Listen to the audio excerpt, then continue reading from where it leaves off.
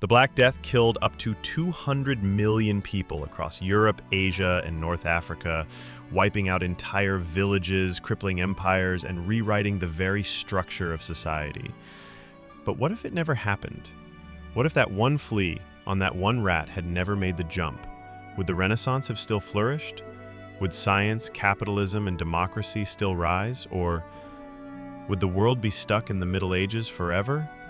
This is the alternate history you were never taught in school. Chapter 1. A world still chained to the past. Without the Black Death, the feudal system survives and thrives. In our real timeline, the pandemic decimated Europe's population, killing off between 30 to 60% of people. With so few workers left, surviving peasants suddenly had value. They could demand wages. They could walk away from lords. Labor shortages flipped the hierarchy upside down. But in a world without the plague, that never happens. The aristocracy stays in control, serfdom endures. There's no desperate need to reform land ownership or adopt labor-saving technologies. Farmers are plentiful and expendable. Innovation slows to a crawl. The incentive to break from tradition? Practically zero. Land remains in the hands of a privileged few. The poor stay poor. Cities stay small and filthy. Most Europeans are still tied to the land, ruled by birthright instead of merit. Progress becomes a luxury. The printing press? Delayed. Not because Gutenberg didn't invent it, but because the demand for new ideas and literate workers doesn't exist. Why teach a peasant to read when they'll never rise beyond their station? Without the demographic shock of the Black Death, society stays stratified and dangerously stagnant. Chapter 2. The Renaissance that never was. The Renaissance was fueled by money, freedom, and human curiosity, all of which exploded in the post-plague world. With fewer people around, wages rose, merchants thrived, families like the Medicis in Florence poured their wealth into art and science. Scholars rediscovered ancient Greek texts. Painters, philosophers, and mathematicians pushed the limits of what was possible. But without the Black Death to shake the foundations of Europe, the Renaissance doesn't ignite. It smolders, slowly, if at all. The patronage system never truly takes off.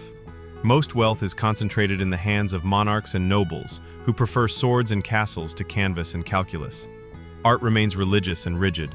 Architecture never evolves beyond fortress walls. The revolutionary thinkers, Leonardo da Vinci, Galileo, Copernicus, either don't emerge or are never given the resources to thrive. The entire humanist movement, which placed value on individual thought and achievement, lacks the social oxygen to catch fire. Europe remains devoutly medieval, its culture more focused on obedience than exploration. In this alternate timeline, your museum trip looks very different. Fewer masterpieces, no Mona Lisa, no David, no Sistine Chapel ceiling. Instead of looking up to celebrate divine artistry, people still look down in fear of divine punishment. Chapter 3. The Science of Stagnation.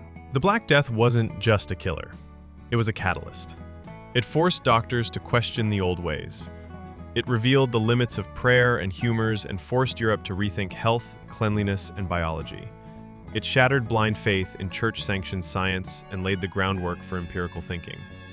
But in a plague-free world, that urgency disappears. Hospitals remain rudimentary. Disease is still viewed as divine wrath. Anatomy is barely studied. Dissection is forbidden. The microscope is centuries away. And the medical profession?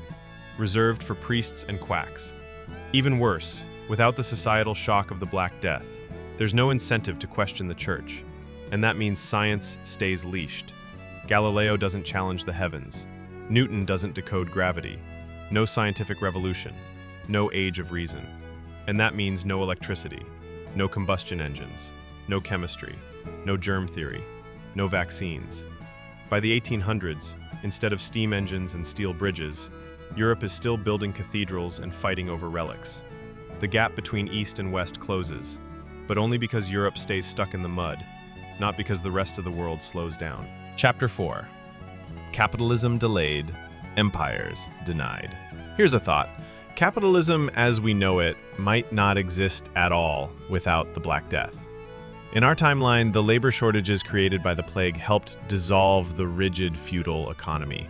Wages rose, markets emerged, cities grew, merchants became powerful, and eventually the middle class was born. But in our alternate universe, with labor still cheap and abundant, feudalism continues to choke economic innovation. There's no reason to build machines when people are cheaper, no motivation to open factories, no need to take risks or invest in overseas trade. Capitalism doesn't evolve, global commerce doesn't boom, and without a capitalist framework, colonial empires, at least as we knew them, might never rise. Spain doesn't sail to the New World, England doesn't conquer India, France doesn't dream of Indochina. These nations remain localized kingdoms rather than imperial superpowers.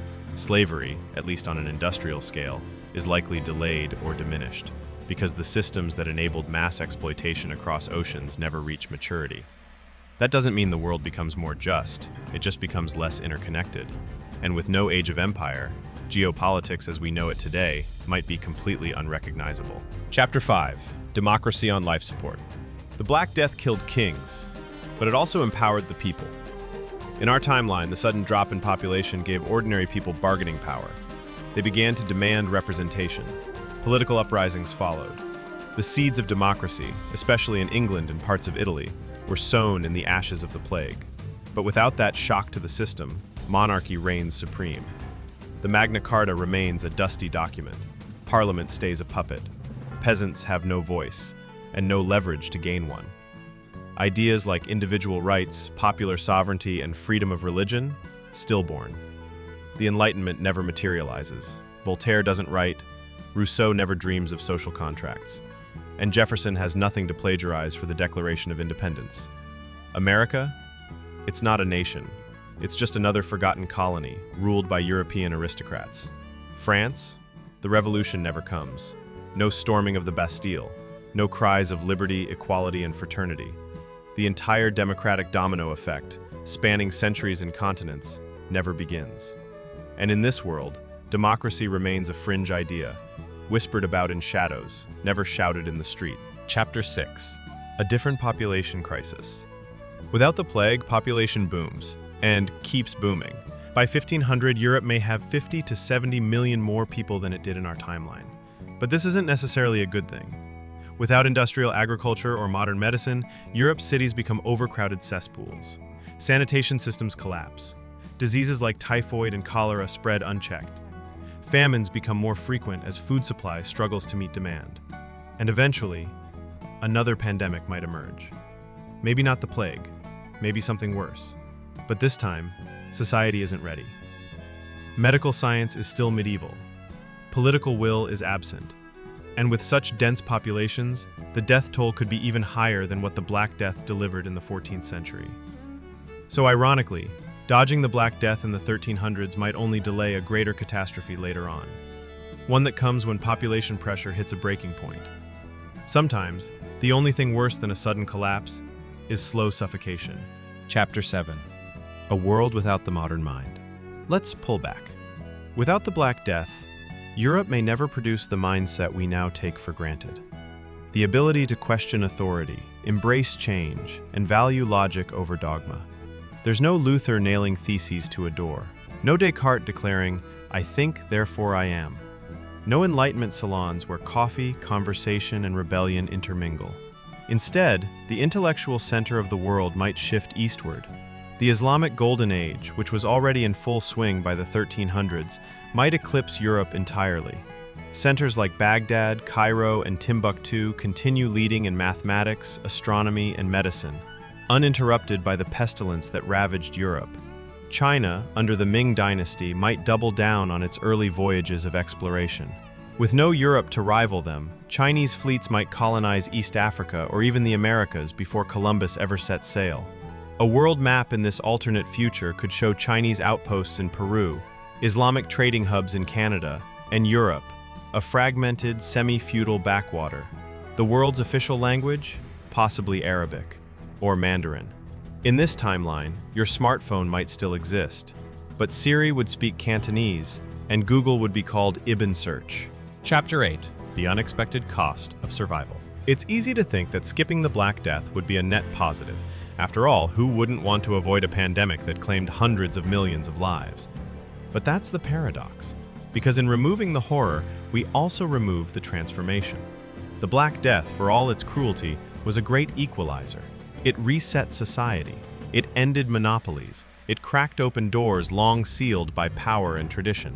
It forced humanity to rethink everything, from medicine and government to art and belief. It hurt, but it also awakened.